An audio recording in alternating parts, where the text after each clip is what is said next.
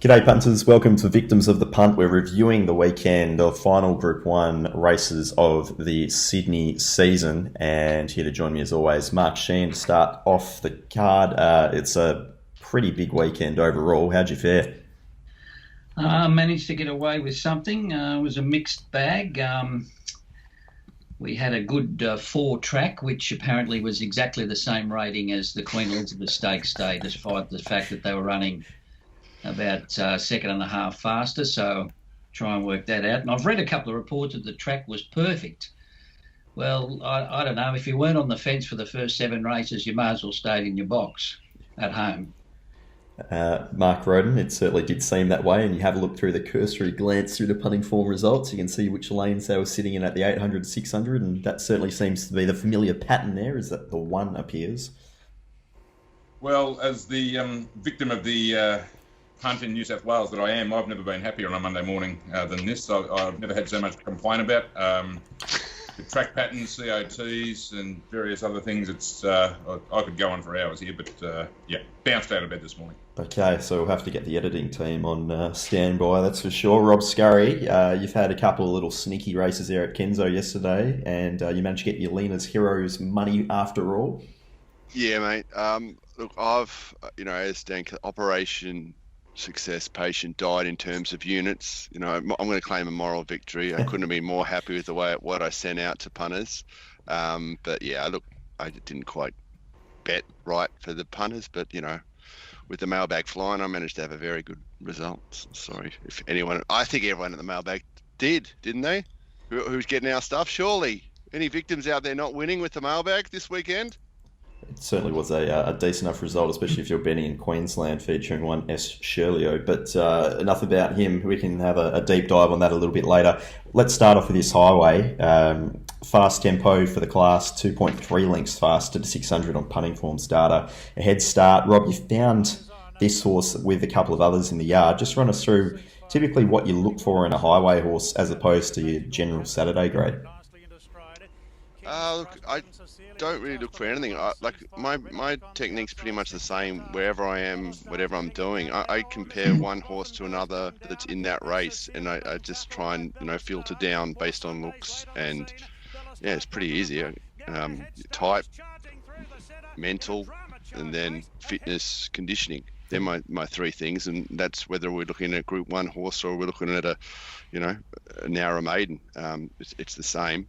Look, I thought the 11 was just about the best type here. I thought Rothenberg looked great, RIP.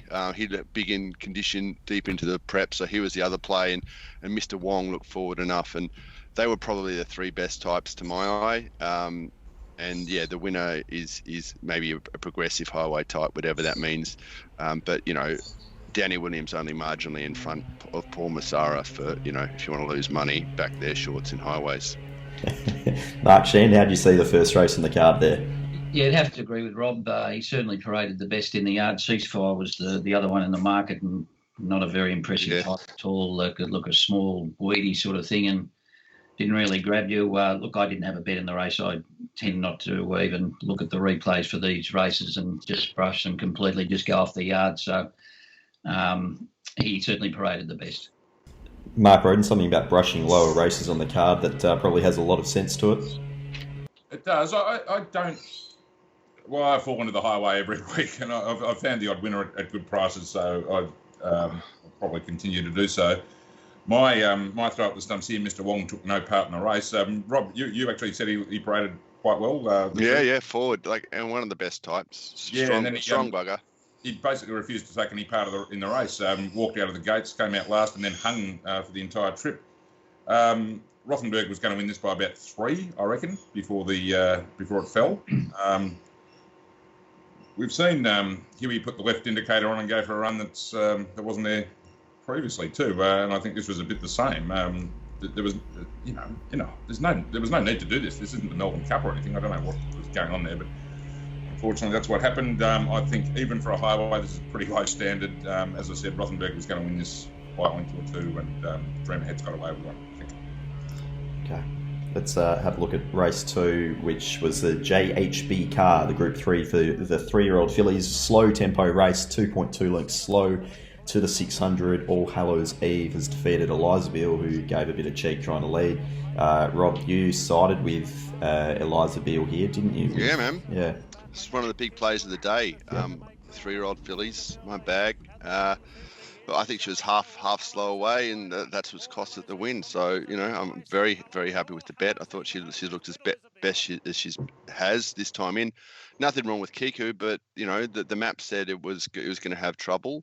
And, just to be done by a miracle run through from Jamie Carr on the line was a bit tough to take, proud of myself. Lost, but proud of myself. This race, I think, changed complexion completely when Kiku missed the start and was right out the back. Anyone backing horses from last at 1400 or Randwick will end up with one thong. No hope as soon as the gates open. All Hallows Eve, I've got to say, I thought it was a wet tracker, but got the run on the fence and produced at the right time. I saved on Elizabeth also because of how she paraded and was very happy in the run, but probably a little bit disappointing in the long run. Maybe back from 2000 was a bit too much of an ask, but certainly the way the track played, she was probably entitled to get home. Mark Rhoden, nothing but a drift in the market there for Kiku?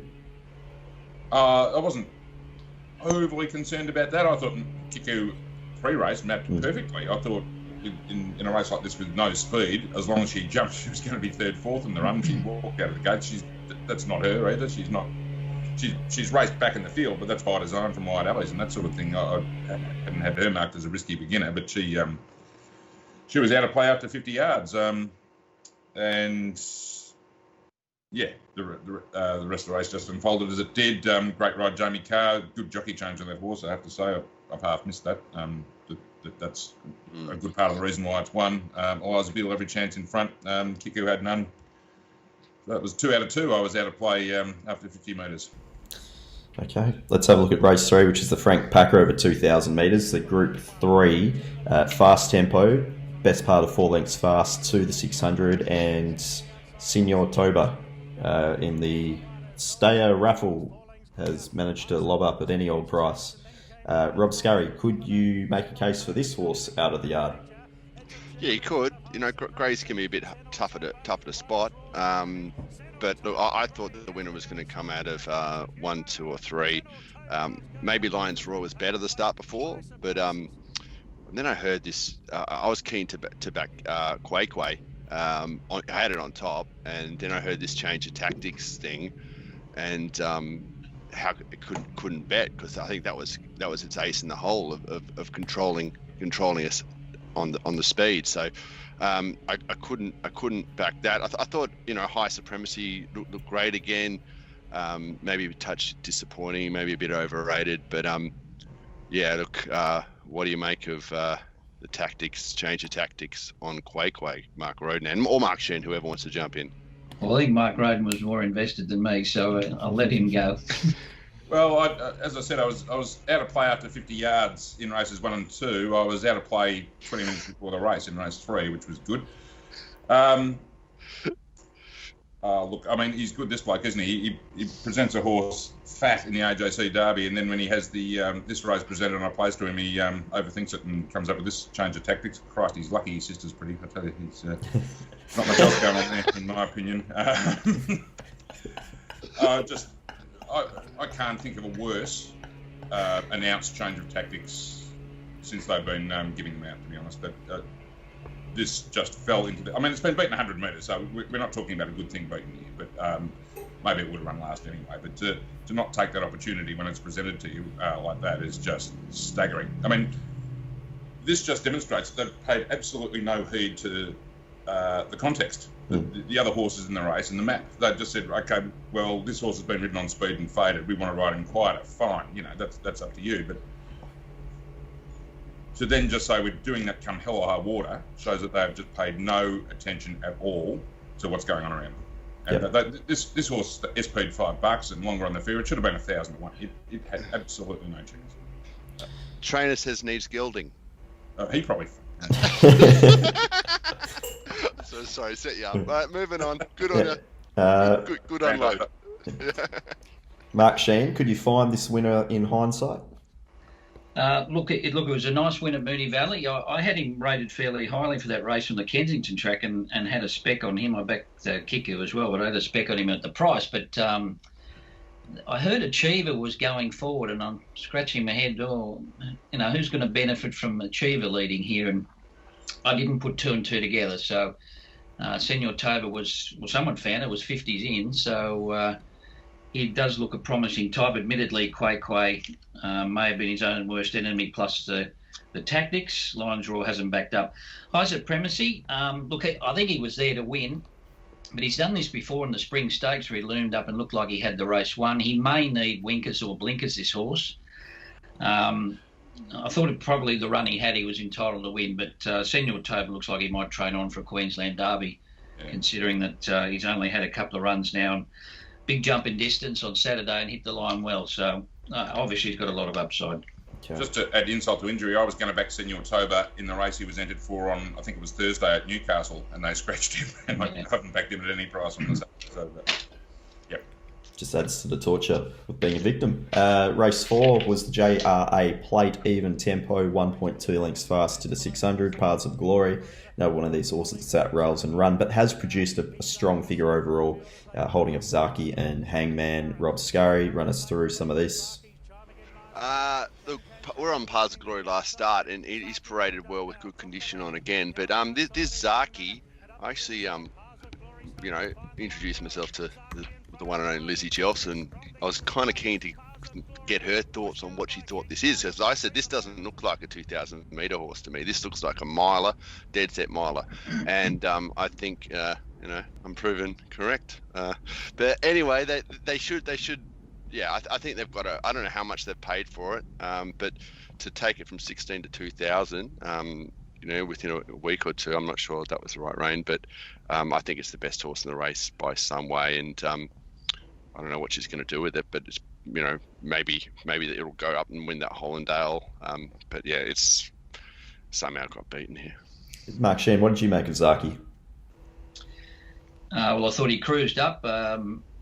McDonald looked to me to actually take another hold at the 300. He didn't want to get there too early, and then when he went for him, Paths of Glory was too good coming back from a sore back ride the start before. Paths of Glory just got the right run on the rail, which was the charm place to be.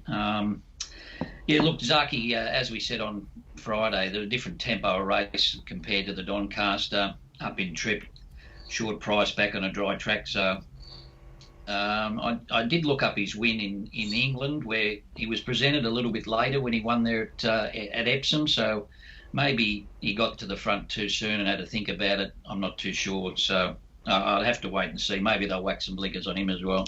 What about on type, Mark? What is he? Sprinter miler? I really didn't have an opinion on that. You'd probably be a better judge of that than me, mate. Okay. Mark Rhoden, what are you making of some of these former internationals? You also had Zarek as well, and a few that have been going around for a little while now. Yeah, I thought I didn't have a bet in the race. I thought, however, the way the track had been playing in the first three, that Zarek was going to be suited, and he was sort of backed accordingly too. He was very solid by jump time, and he ended up. He got the right run. He just didn't finish off. He was disappointing, I thought. I thought Zaki and Hangman were going to Quinella the race at the turn. They just both cruised into it and couldn't finish off. And this was when I started thinking, right, this rail's hotter than even we thought it was after the evidence of the first three. I don't know. Was it the track pattern, or was it not getting 2,000 second up? I really couldn't answer that. I don't know. Hangman's clearly flying, and the rest were, just what they were, really. Yep. Bit ho-hum. Race 5 was the Hallmark Stakes over 1,200 metres, which is the Group 3 Splintex. Mark Shean has taken the early price and stamped it, and I thought it was a relatively painless watch in the end. I'm not sure. Slow tempo race, though, 4.5 lengths slow to the 600. Rob Scurry, Splintex, Senior Fox, there's a couple of them that we've sort of seen quite a few times this prep. How do they look like on Saturday? Splintex just looked best he has. Like, he not a hair out of place. He's a great trainer. Mark Newnham, and this horse just looked relaxed and ready to go. But bloody Senior Fox is a flashy type. He sucked me in for the main player. I just maybe overthought this one and went. I thought he and Easy Eddie would maybe cut at each other a little bit, and I'll get the rails run behind on Senior Fox and just plows him late. Victorium, I had to have a little time. He couldn't win without me. I think he's going really well. Maybe back in distance on a fast tempo. There's a race for him up in Brisbane. He seems to have run well, but too good, Mark Shean. Oh, well, the race looked good for him with the pace. When Alfaro scratched, I was a bit horrified when they said they were going to lead on Easy Eddie, though, I must admit. Sort of took a bit of gloss off it, but he got Splintex in a good spot. They went pretty steady in front, and he was able to hang on. I agree. He and Senior Fox stood out in the yard. Thought Victorian was great. Got a bit sweaty and a bit prancy there. So a good run from him. 11-11 just didn't find any cover, so I'm not sure where we go with the back markers here. Rainier ran well first up, and obviously we'd better suited over a little bit further, but Splintex just got the right race and got into the right spot. Yeah, Mark Rhoden, are you making a case for any of these to be followed next start? Not particularly, maybe aside from Rainier. 1200 short of his best trip.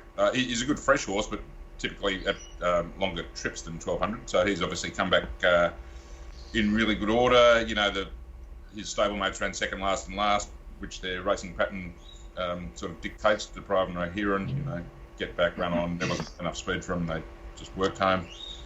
Very well found, Mark, with Splintex. COT would have, on Izzy Eddie, would have scared you a bit, but it turned out perfectly. Just lobbed outside lead and was too good. Mark's obviously betting all right, looking at these tape dividends, 380, 370, 390. I'll take $3 early in the week. So that's, I'm very glad he got a result out. Very good. Race 6 was the Champagne Stakes, the Group 1 for the 2-year-olds over the mile. Captivant and Halal, they really cleared out from the rest of them. Very fast tempo, 5.5 lengths fast to the 600. Questionable whether or not they've quite finished the race off, so to speak, off that fast tempo over the mile. I guess that's fair to say. But Rob Scurry, run us through both of those, and then also just make comment on this Port Louis, because there was a fair amount of cash around for it. Fair amount.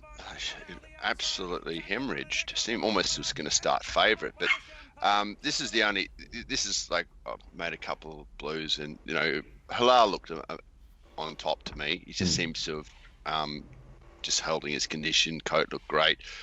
Captivant looked great as well, and it was 2 from 1 from the yard. I did find that the Mar Eustace horse, it's got more of a mile or 2,000 metre look about it, and I think back when it comes back, it'll be competing against Captivant in like the Spring Champions and maybe the Caulfield Guineas and that sort of thing. But it's a bit disgusting that Halal's got beaten here, and he's left the yard perfect, and then he's jacked up behind the stalls. He's over-raced in the run. He's the Golden Rose horse. He's the sprinter miler, and I've been done by a bloody plotter. Disgusting. Mark Shean, how do you handle that when you find one out of the yard and then all of a sudden the last 30 to 60 seconds it goes to pieces? Well, you have to watch that sometimes. As I said with Flexible the other day, she went onto the track a bit better, but she jacked up behind the barrier. She jacked up going on the track the week before, so it's not a great sign. He didn't look in a good mood there behind the gates, did he? No. The money for Port Louis here was very surprising. I've got to say I'm very much into the history of these races, especially 2-year-olds. And I think 25 of the last 30 winners had run in the size, or at least had a 1,400 metre lead up. I couldn't find anywhere where a horse had been beaten in a maiden at 1,200 metres, had won in Champagne going to 16. And it was absolutely off the map from barrier 14 on a track where the rail was the place to be. So it was quite surprising, but that's pushed the price of Captivant out. Yeah. I actually saved on it at 420, and I think it was 550 begging there at one stage. So I was on Halal in the futures. It was a much better result for me. I just think Captivant got the better run on the rail. Halal was three wide round the circle, and I think that's the difference on the day. It swapped the runs, it might have been a different result, but that was the form going into the race for sure.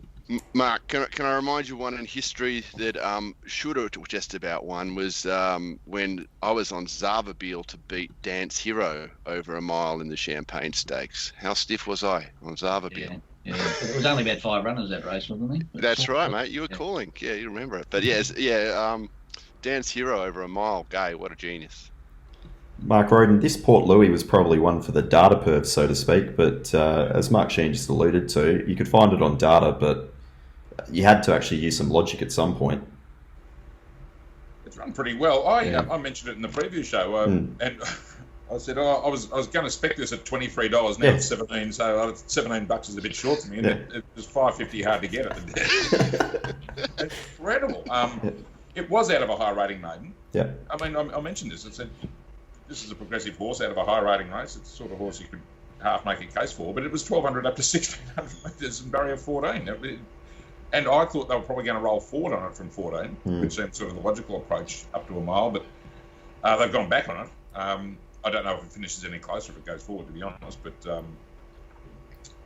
it just, I don't know, but someone hit the wrong key in entering the numbers for the syndicates here and got 350 instead of 35 or something. It was, it didn't have a price at the finish. Well, maybe that was the thing. They thought 14 Alley would go straight across. Yeah, but maybe they had enough lead, maybe, but yes, that could well be the case actually. I know that's been part of how they approach it. Hallel was a strong play for me. I didn't save on Captivant. Probably should have when the market changed shape like it did, but I was chips in Hallel, and better. Not the better ride, the better run in transit. Got it done for Captivant. He as Rob pointed out, he got a bit stirry going into the gates. He was 50 metres behind the stalls. They couldn't get him into the gates. Then all sorts of no-hopers were diggerising him in the run, the Jean Dubois thing and the Annabelle Nation horse just surrounding him and driving him mad. And Tommy Berry did the right thing, got him sort of out of the traffic and rolling, which gave him his chance, but McDonald just gave Captivant a perfect run and didn't buy ahead. And that was all there was to it. Yep. Race 7 was the all-aged, over 1,400. Group 1 weight for age, and Kolding had a perfect run. I mean, it just seemed to be the pattern on the day. Even tempo, 1.6 lengths slow to the 600 on punting forms data. Held off Savatiano Cascadian. Rob Scurry, there was plenty of Group 1 types, or I guess horses, that you probably would have liked to have backed on a different track, but you did have something on Kolding nonetheless. Yeah, most of them look really, really well. You really are splitting hairs when you're trying to pick out of the yard on looks in this sort of situation. But Kolding still had that perfect waller about it. Savatiano, she's never been one of mine, but she's always looks like she's parading heavy and runs well, and she looks like she's parading heavy, and I thought she'd run well. I thought she was home. Hats off to the gun to pick up Kolding. Unbelievable. I would have traded big, I reckon, there at the 100. Look, I guess he's never been one of mine. The John Thompson Dreamforce. He was a play, and your boy, the Newmarket winner, Satori, was he's a lovely walker and dappled up. And in my head, 1,200 down the straight is equivalent to 1,400 at Randwick. It's even though it's a mile race, but it was a 1,400 metre race. And look, the Panther, it's $3, so it looks great, Masked Crusader, but the map says it shouldn't be $3. It's run enormous. It might be the best horse in the race, but that might be a bit harsh on Kolding. Is a dead set dry tracker, a real bloody bulldog trier. Yep. Mark Shean, do you have any thoughts on who the best of this bunch would be on a fair track? Well, I thought on the day Prague was probably the best run. He actually jumped out of the stalls for the first time in a while, but because he drew so wide, he had to be dragged back to second or third last. And considering where he came down the outside, actually went home better than Masked Crusader, who, just with the pattern of the day, just had no hope, really. This brought Kolding right into play. He was always going to get a good run from the inside barrier, and the horse who followed him from barrier 1, Cascadian, probably should have won the race, just held up at the wrong time, and one more bound probably wins the race. So there's Kolding on the rail, third on the fence, Cascadian right behind it. Savatiano had to race in the 1-1 and then come round 3 and 4 wide on the circle. So Kolding just in the best spot. Track pattern won the race. Yep, Mark Rhoden, that's probably about all you have to say about this Group 1, isn't it? Yeah, margins, nothing. Well, there's no margins. They finished in a bunch. Perhaps Masked Crusaders, the map, all sorts of things were against him from the outside gate, but perhaps he's a 1,200 metre horse and not a 1,400 metre horse, I'd say. As Mark alluded to, Prague was better on the line than he was. Cascadian, good thing beaten, I would say. I had a couple of shekels on 50 stars at the 100s who's run sensational. It was actually in front 100 yards after the post. 1,400 just I thought to freshen up back to 1,400, that was the case I was making for him, but he it was just a touch short for him, but he finished off really well after getting a long way back. What do we say? Sabatiano, very good 1,395 metre horse, I think. Just gets a bit vulnerable late all the time. And Kolding just, dry track, perfect map, just got his perfect setup and won. Didn't dominate, he's won by a short half head, but it was that kind of race. Yep. Race 8 was the benchmark 100 over 1,400 metres. Rocket Clock, we'll run through what how we read these last couple of races, but it's managed, I guess, to a certain extent, to fire the pattern here, off an even tempo, 1.2 lengths slow to the 600, knocking off Nudge and Royal Celebration. Rob, what did you think of this bunch, the benchmark 100? Because obviously your old boyfriend Cuba was in the field. Oh, I just walked down the yard. Number 3 just stood out to me like a beacon. Who's this? It's Cuba. So yeah, look, I'll be on him again. Just like easy far. I never quit. I'm to the death. Back my eye. Did you back easy far on Saturday, Rob? Yeah, got someone out of it. Rhoden said I'd back it in the Dakar Rally. But yeah, look, that was a nice watch. And anyway, this race, look, Cuba. Maybe he's probably found his grade, and he probably looks better than he is. But I just love a brave front runner, and I think there's merit in his run. The Ron Quinton horse looked very good. Royal Acceleration, he was going to be a winning result for us if he had map issues. I knew that, but I thought his run. Well, Mark reminded me his run was enormous first up at Rose Hill, and he was parading very well, I thought. But yeah, look, Rocket Clock's never going to be one of mine. It's just sort of a lightly framed kind of horse, and not much else to say other than I'll be following Cuba. What did you think of this import, Arapaho? Number? 13.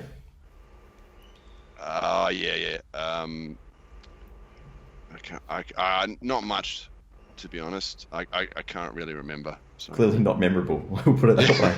Obviously. What did Mark Shean think of it? I wrote down not overly big, but looked okay. Yeah. Well, this track changed. As we saw the previous week, after 2 races, the fence was all right, then the fence was horrific. And then we've got to this race, and the track changed completely for the last 2 races. Rocket Clock was able to sit 3 wide. I was on Nudge, who was on the fence. Yep. Who, unfortunately, Munitions didn't do it any favour and lost a lot of momentum. I'm not sure that she would have won, but you've got to say the Rocket Clock defied the bias on the day from what happened in the previous 7 races, so done a good job. I couldn't have found it. I didn't like it. I liked Nudge, and I thought Law McGinn was a really good run. He is a deep girth horse and always does look a bit porky, but he did look a bit podgy before the race, and I think he's got plenty of improvement. He did hit the line quite well. So Brandenburg, another one who was totally luckless in this race. Yeah, Mark Rhoden, how are you reading this race? Yeah, just to pick up on what Mark was saying, I reckon hard fence in the straight, at least, was being avoided from about race 5 onwards, because I was on Senior Fox in that sprint race, and you could James McDonald went to the fence, but he sort of did so under sufferance. He was actually looking to get off heels of the leaders, and he couldn't. He thought, well, I'm here now, and I'll go up the fence. And the horse, look, maybe the horse just half failed second up, but he seemed to be spinning his wheels a bit. I think the same thing happened with Nudge in this race. Fence and run was great, don't get me wrong, even race 6, race 7, race 8. But the jockeys were very much looking to get off the fence in the straight, and even this last one, who's won by halfway, led and steered out to the halfway towards the middle as well. So, yeah, I'd say that the hard fence in the straight was gone by this race. Okay. Can I say Lure Me In is the B grade Think It Over? Sure. Yeah, absolutely. Well, basically, like a journeyman horse that maybe hasn't found a ceiling yet. That makes he sense. didn't win. I backed him. I got mocked for backing him last early spring when he won his first race in about 100 starts when McDonald threw him over the line. And, was it Rose Hill? I can't remember. Yeah. But he's always. But you look at his figures. They're solid bank of consistent figures. Big bugger, big brute of a thing. But I will say they don't generally go to another level. Maybe Think It Over is a good case. They don't generally go to another level at start 150. But like a big, strong, sound horse, if they're still sound, they still love the game, love the race, then... Tremendous money spinner for his connections, as they say. Well, race 9 was a benchmark 88 over 1200, and Lost in Runnings just controlled this at a slow tempo and completely killed them. 4 lengths slow to the 600, so really just had his own way up in front. Rob Scurry, run us through this lot. This is a race I want to give myself an uppercut. I'd never seen the winner before, and I'd heard on the announcement that it was much calmer in the yard, and I did think he looked the standout, and that I've eventually got on back the horse 1 by 2. This is disgusting. The Enchanted Heart, who beat him first up, but I did think that horse looked a little bit fat, and I even liked Flat Heaven. I thought his coat looked sensational. Was in the numbers, so to do 2 units on this race, left me sick. But thank old Jack Dickens for and Jacko for the last at Caulfield. Maybe a bit happier with a $26 shot getting Jack got a half rage bet. Mark Shean, how did you see this last race with the winner? No, I handled it poorly. Lost in Running had a great record going to the race with 4 wins and a second, but his last 2 runs have been on rain-affected tracks, and even though he'd won it on the Kensington track, I thought it was just a common win, to tell you the truth, and then he was beaten on a wet track by Enchanted Heart, but he just jumped out of the ground back on the good 4 on Saturday, running 185 or something.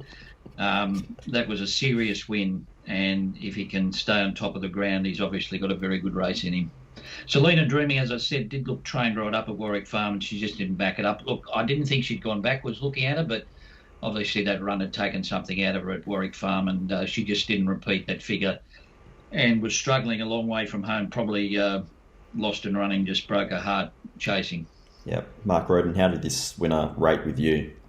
Very well. I got this race 100% right at about 9 o'clock on Saturday night. Unfortunately, before the race, I didn't. I was on the next 3 in the market around him. But I think I said on the preview show, you wouldn't be rushing to take a short price about him on what we saw at Canterbury the start before. But he's lightly raced, and he had a very, very solid platform, and he stepped off it. I think Ron Duffy or something said John O'Shea wouldn't hear of it being beaten if he settled in this race, and that's exactly how he panned out. He jumped straight into the bridle, wasn't over racing, was just humming on in front. Selena Dreaming just couldn't go with him, and Enchanted Heart was 3 wide. She was probably a bad bet too. She sprinted well fresh at 1100 and got the job done at Canterbury, but she's a 1400 metre horse. This was her flat run. I'm certainly not pinning her for the prep. When she gets out to 1400 in the right race, she can win again. But they have to press on to Brisbane, don't they, or something? He's a group horse for sure. All right, there it is. Look, that brings us to the end. I'll get a horse from you each to follow, whether it's from the yard or from what you've seen. Mark Shean, I'll start with you. Well, I think Senor Toba probably going to Brisbane, so I thought that was good staying performance off a 1400 metre run. So he'd obviously head towards the classics in Brisbane. Thought Lure Me In was quite good, so I'll just leave it at that. And poor old Prague, if he can find a decent barrier and jump out of the stalls, he was a good run on Saturday. Okay. Could he keep going to something like a Stradbroke? Could he stay up that long? Possibly. He's a big, strong type. He hasn't gone backwards. So I think Rob would agree with that. He's been holding his condition from what I've seen. So I'm sure they'd probably try and aim towards something in Queensland. Yeah. Okay, Mark Rhoden, your horses to follow. Just lost and running group horse, I would say now. He's not a benchmark horse, he's a group horse. Although it had favours, it had a bit of a fresh... it's only reasonably early in its prep. I think All Hallows Eve can train on as well. Maybe another Queensland one from the same stable. Okay. And Rob Scurry, 1 or 2 to follow out of the yard. Look, it's hard to know. Like a lot of these horses are going to go to Brisbane, and I'm certainly not going to Hawkesbury. And look, we got a glimpse of winter racing, and I think the Gay Waterhouse runner yesterday that won the number 5 reliable, whatever it is, reliable man, or that was it. Yeah, his dad might have been reliable man, but yeah, that one, I want to see that. And Yardstick, if they take the blinkers off, he should be able to win a Saturday race by the look of him. Or maybe he'll go to Brisbane and be over the odds and something. Okay, beautiful. The week ahead, we've got Warwick Farm Wednesday, Wyong Thursday, then off to Hawkesbury for the Guineas and the Gold Cup and the Crown and whatever else they're calling these races, with Newcastle on Saturday. Mark Shean, we won't be doing a preview this week, I might point out. So do you have any words of wisdom for handling Hawkesbury on a Saturday, Mark? No, I'm having a spell. You can have Hawkesbury all to yourself. Beautiful. Mark Rhoden, you'll jump on to the preview show with myself and Dicko and Curls, so we'll speak to you then. But Yep. Again, just a standard week with Warwick Farm and Wyong Wednesday and Thursday. Yeah, this is it was a very busy week this week. We've just finished with the 2 meetings Saturday, Sunday. This is more stock standard. But look, historically, I've been a winner at Hawkesbury. The last 2 meetings, I have not struck a blow.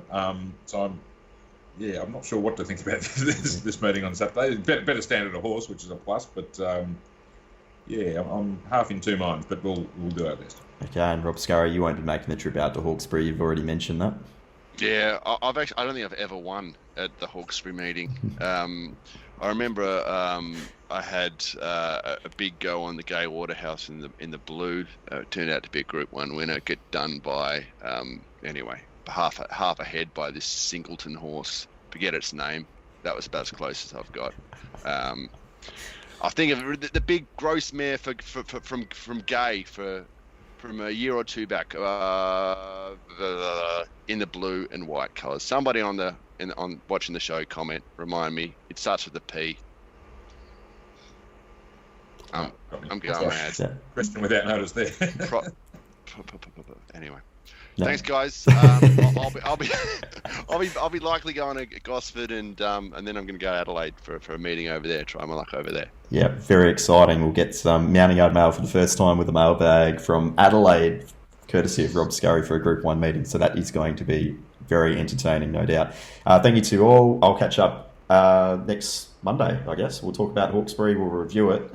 We just won't bet that much there, I'm guessing. So until then, guys, have a good week.